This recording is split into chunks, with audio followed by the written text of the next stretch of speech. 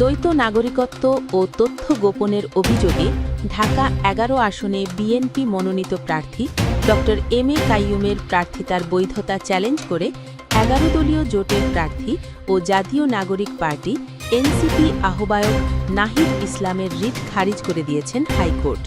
এর ফলে ঢাকা ১১ আসনে ড এম এ কাইয়ুমের নির্বাচনে কোনো বাধা নেই বলে জানিয়েছেন আইনজীবী। ৩ ফেব্রুয়ারি মঙ্গলবার বিচারপতি ফাহমিদা কাদের ও বিচারপতি মোহাম্মদ আসিফ হাসানের সমন্বয়ে গঠিত হাইকোর্ট বেঞ্চ এ আদেশ দেন। গত ২ ফেব্রুয়ারি নাহিদ ইসলাম রিট দায়ের করেন। রিটে ঢাকা ১১ আসনে বিএনপি মনোনীত প্রার্থীর প্রার্থিতা স্থগিত চাওয়া হয়।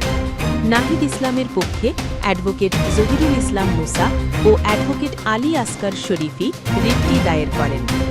ঢাকা ১১ আসনে নাহিদ ইসলাম ও ড এম এ কাইয়ুমের মনোনয়নপত্র বৈধ ঘোষণা করে নির্বাচন কমিশন।